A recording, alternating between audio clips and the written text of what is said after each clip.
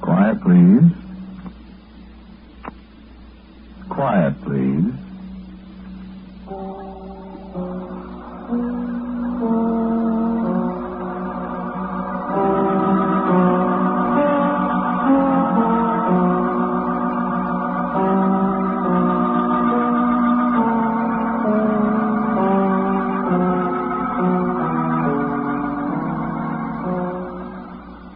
Broadcasting Company presents Quiet, Please, which is written and directed by Willis Cooper, and which features Ernest Chappell. Quiet, Please for today is called The Little Morning.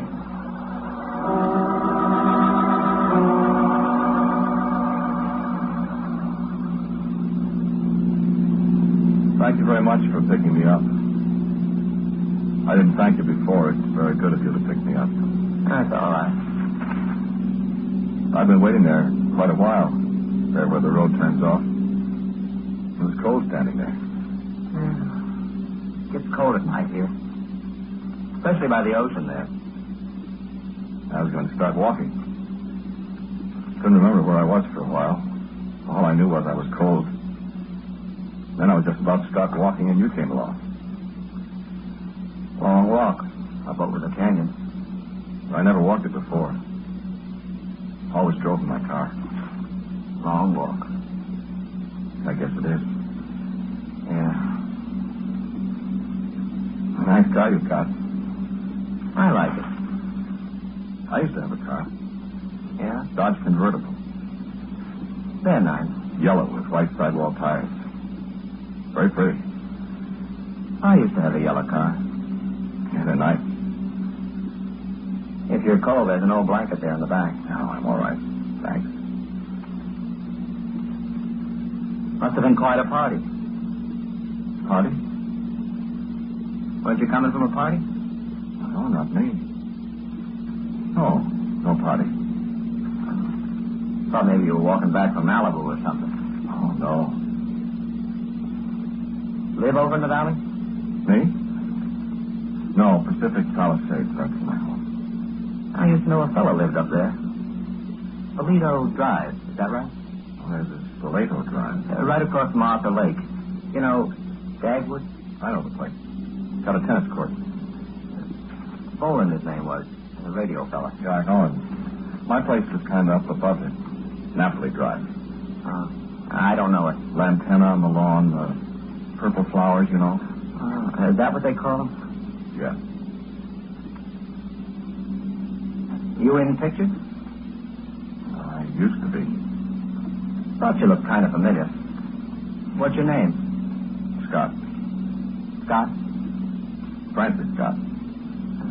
I don't recall the name. Funny. Does seem kind of familiar, though. Thinking of Francis Scott Key wrote the Star Spangled Banner, maybe. Oh, yeah, sure. Going up in the valley. I live in Woodland Hills, Crespi Street. I'll drop you off at the boulevard, though, if you want me to. Thanks. I'm not going that far. Thanks. You know? No, just up this side of the Topanga post office, where old Topanga Canyon turns off. I could take you down that way, I guess. Get back to the boulevard over Mulholland Drive. Come out by the actor's home up at Calabasas. Oh, no, thanks, really. This time of the morning, you want to get home? It's all right. Thanks. Really. Well, okay. I work at Douglas Aircraft over in Santa Monica. Night shift. Oh? Drive over to Topanga Canyon here 5 days a week this time of the morning. Know every turn. That's so? Except last year when we had the fire. Oh, yes. Worst fun we had in years.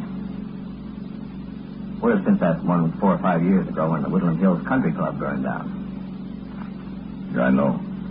I had to come over Santanella to Sepulveda, and then over Sepulveda to the valley, and then on out.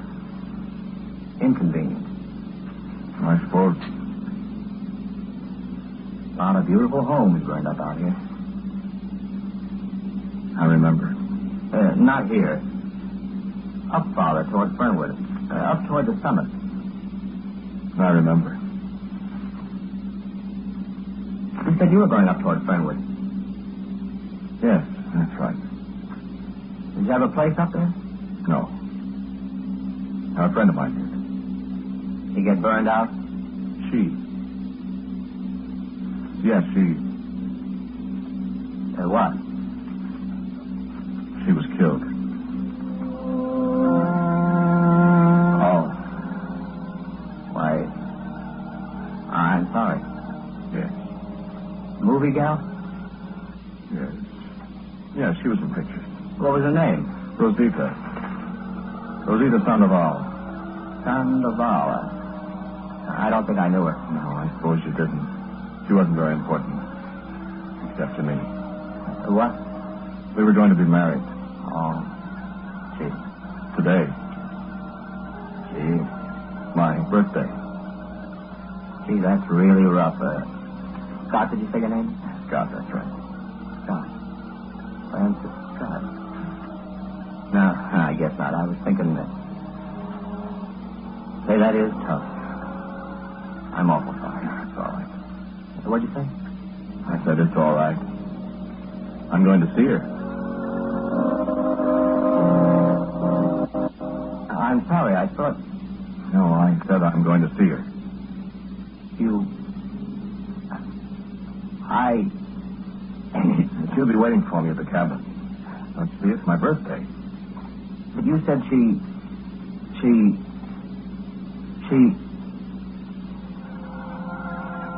Down on Occidental Boulevard, right off Olympic. That's where I met Rosita. 2 months before my birthday last year. You've never been in a cartoon studio, I suppose, have you? Like Mickey Mouse? Rosita and I worked there. I was an animator at the studio. Rosita was a painter. You said... What? Excuse me for interrupting. Part of the studio where we worked was... Well, it still is. There's a long, low extension on the studio. We always called it a deck. Kind of like the deck of a ship. My office was next to the end, next to George's. Then was Arnold's office. Then Rosita's. Animators, well, they don't usually have much to do with the inking and painting department. But I got to know Rosita. I don't know much about cartoons. It's not important. I was an animator, I said. I made the sketches for the action of the picture. Key sketches. Then the in-betweeners make the rest of it. Rosita painted cells. I see. The individual action drawings on celluloid. Oh, that's the way you do it. I always wondered. Well, that's why I don't think I recognized your name or hers in pictures, see? Vaguely familiar, though. So I used to get my name on the credit cards at the beginning of the picture. You know, you've seen them. Story by George Gordon, animation by Arnold Gillespie, animation by me sometimes. Art direction by Bernie Polifka. Said your name, Francis Scott. Guess maybe that's where I saw it. On a title card. Credit card. Credit card, I mean. These cell painters don't get credit, is that it? Hardly ever. Rosita used to talk about someday she was going to see her name on the screen. Art direction by Rosita Sandoval. That's where I've seen your name, all right. On credit card. You said you're this Miss Sandoval, is it? She got burned to... She was in the fire up here in Topanga last year? Yes. She died. Huh. I remember my birthday last year. With Rosita. You warm enough? Gets cold along here this time of day. No, I'm all right, thanks. Got a half pint in the glove locker here if you... Oh, no, thanks. If I'd see Rosita in a little while, I wouldn't want to, you know. Yeah. Going to see her. She, I mean, they bury her... I mean, up here in the canyon? Beg pardon? Mean you're going to, visit her grave? Oh, no. No, I'm not going to visit her grave. No, I'm going to see her. Well, you said she... It's my birthday today. I see. It's starting to get light. What? I say it's starting to get light. It stays dark down here in the canyon, but the sky's getting lighter. Morning. Oh. Yeah. Sun will just be coming up when we get up to the Topanga post office. Yeah, just about. Daylight saving gets light an hour later. It stays dark a long time down the canyon. Right. Say. You said you were going to see her. That's right. But she... I remember my birthday last year. First birthday Rosita and I had together. My birthday, I mean. Is that so? We went down to Olvera Street. You know, the Mexican street down in L.A., down by the old plaza. She Mexican? I mean, was she Mexican? Way back, several generations. You know how it is in Los Angeles. Mexican names, Sepulveda, Bandini, Carrillo. I think they came from Guadalajara. You ever been down to Olvera Street? Funny. I've lived here 12 years, ever since we moved out from Crookston, Minnesota. Never been down there. Heard a lot about it, though. Funny. I've got a friend who lives in New York, 18 years. Never been to the Statue of Liberty. Right there in front of him, never been there. Like me. Olvera Street's a pleasant place. Like a street in old Mexico in the spring night. Mariachis singing songs, guitars, singing Rancho Grande, Ajaisco, Cuatro Vidas. Mexican songs. Old Jose Herrera's candle shop. The wishing well where you throw pennies in and make a wish to come back. And all the smells. Yeah, I bet. Oregano, chili, saffron. I like Mexican food all right. We went to La Golondrina. Restaurant, huh? It's in the oldest place on Olvera Street. Built as a wine cellar when Olvera Street was just a ditch. Wonderful old place. Great food, atmosphere. Not a tourist trap at all. Waiters, the waiters sing for you. They dance the jarabe, tapatia. Half dance. Yeah, I know. I've seen it over in Canoga Park. You ought to go there sometime. You married? The wife and I don't get out much. Working nights, you know how it is. Rosita and I went to La Golondrina that night. Night before my birthday. Stayed there till closing time. Then it was my birthday. Fun. A year ago this morning. It seems a million years ago. I suppose. We're all by ourselves in the corner opposite the bar, just the two of us. The place was practically all dark. We didn't even know what time it was. Just Rosita. Rosita didn't know it was my birthday. I hadn't told her. And I remember we'd been sitting there a long time, just looking at each other.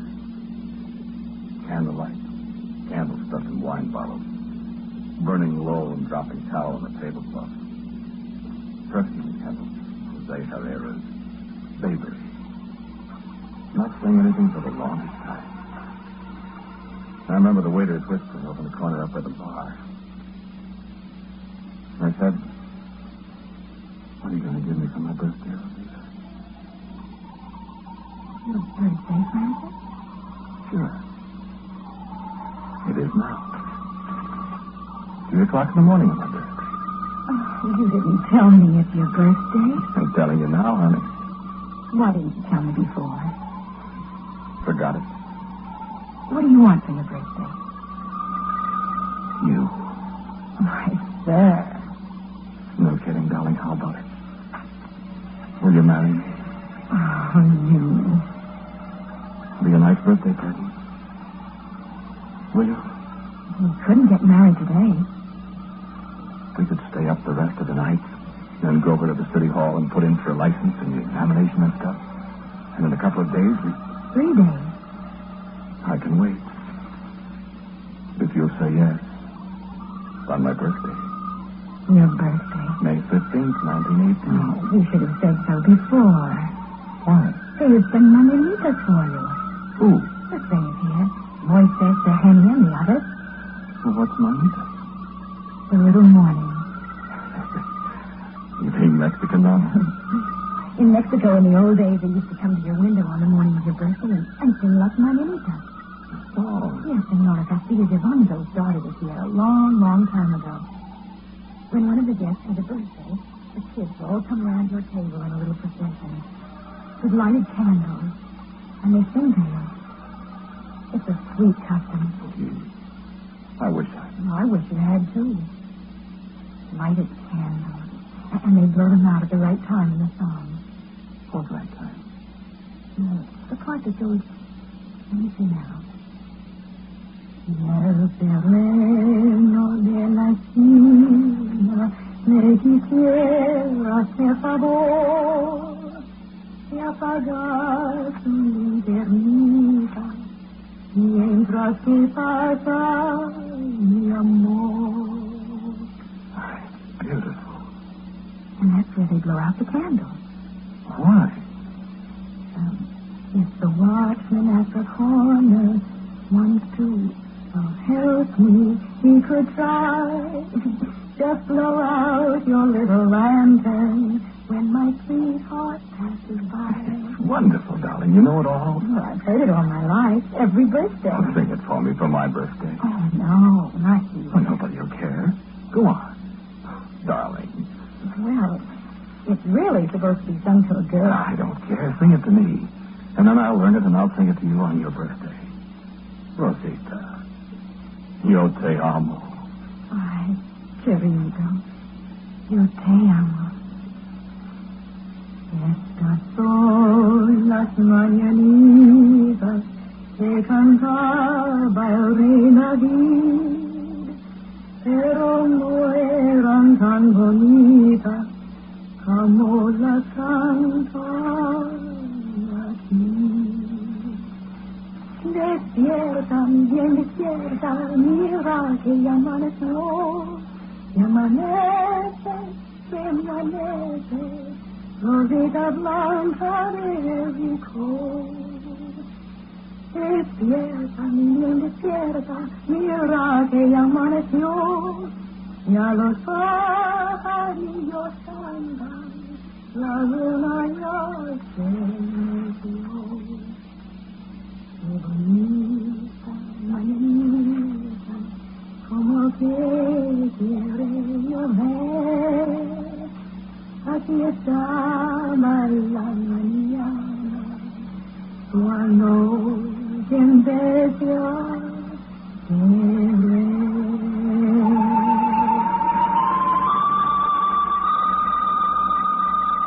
Rosita. Darling. Ay, qué bonita mañanita. Beautiful, beautiful morning.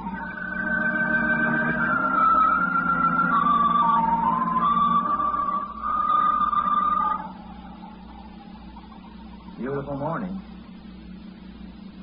No, we didn't get married on my birthday. I've always regretted that.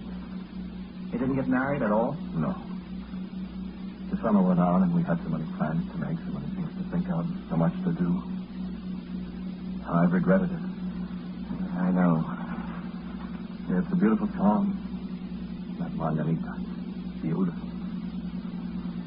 I don't understand Spanish, but the tune's pretty. All about the beautiful little morning, the birds singing, and the moon hiding its face.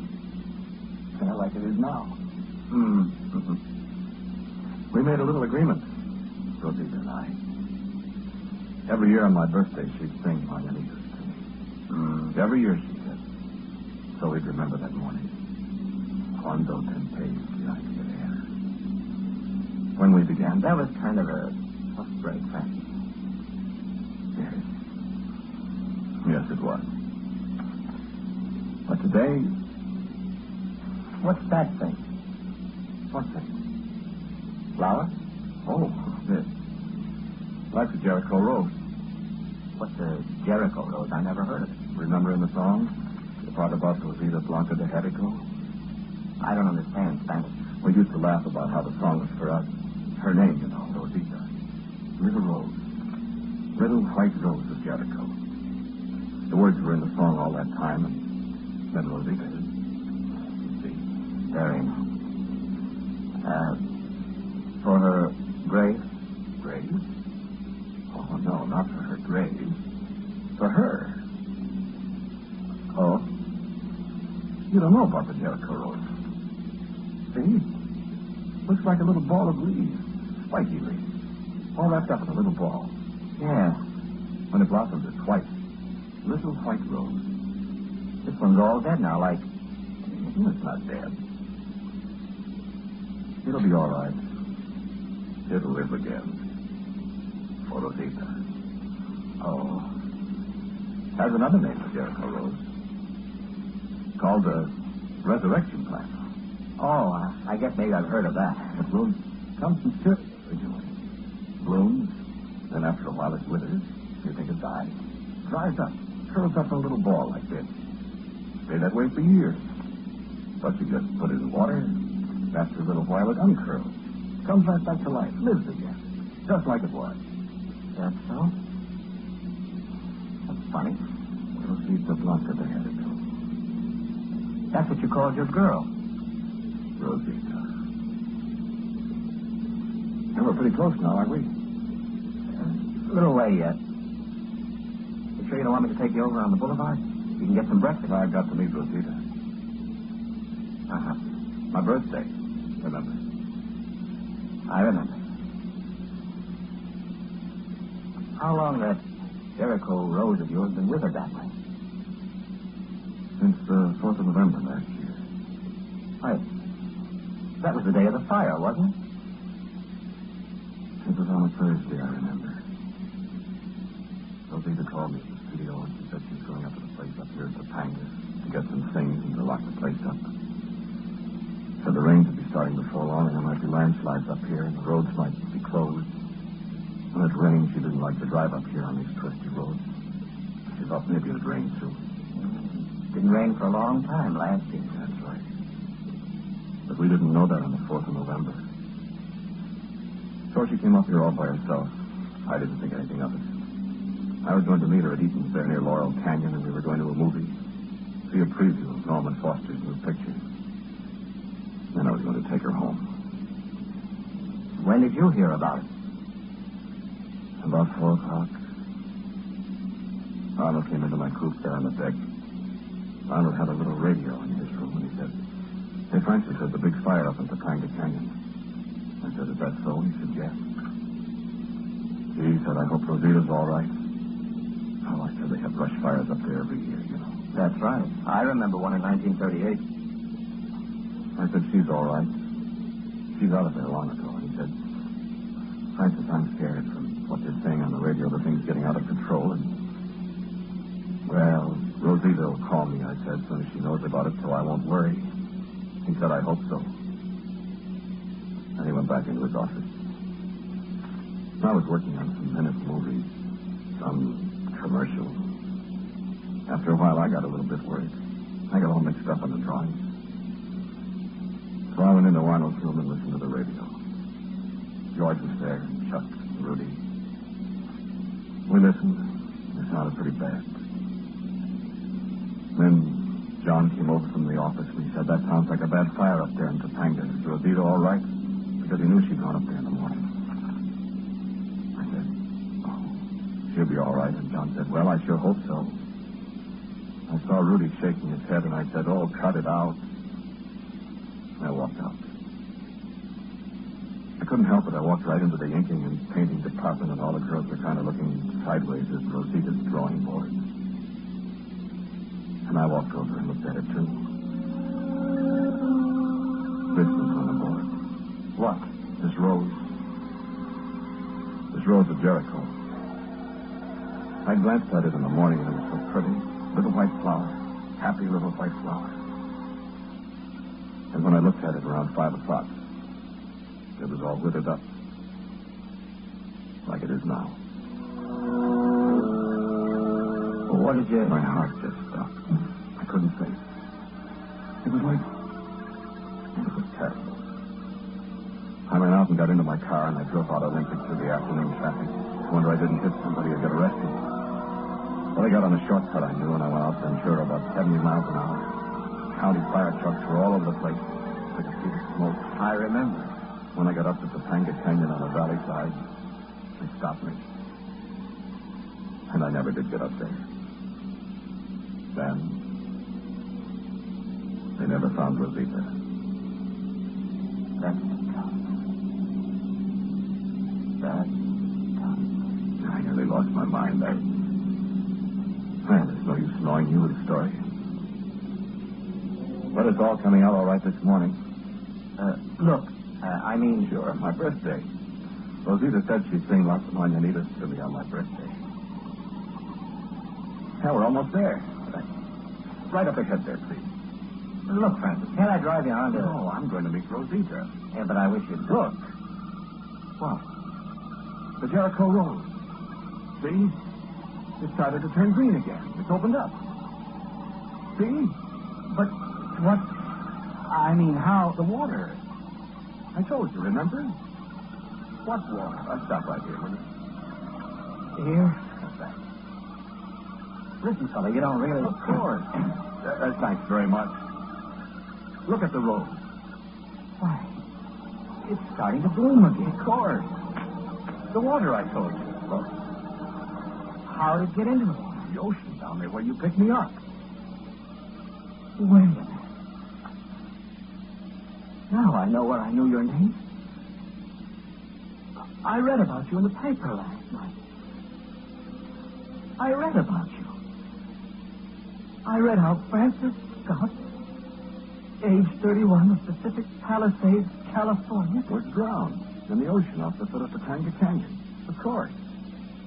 How else could I possibly meet Rosita? You see? Rosita! Rosita!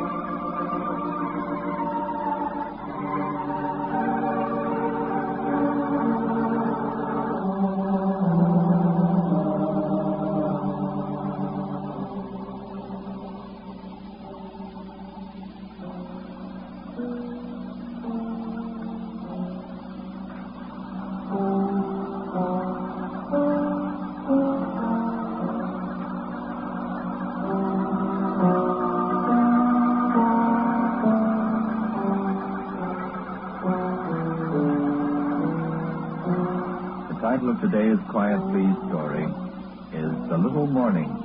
It was written and directed by Willis Cooper. The man who spoke to you was Ernest Chappell. And Rosita was Betty Raggy.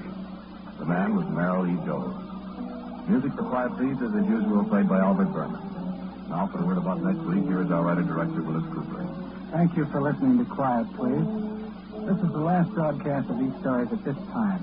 Beginning next Saturday, May 21st, Quiet Please will be heard over your ABC station at 9 p.m. Eastern Daylight Saving Time. Saturday nights at 9 p.m. instead of Sunday afternoon. We hope you'll be with us to listen to the oldest man in the world. And so until next week at the same time, I'm quietly yours, Ernest Chappell.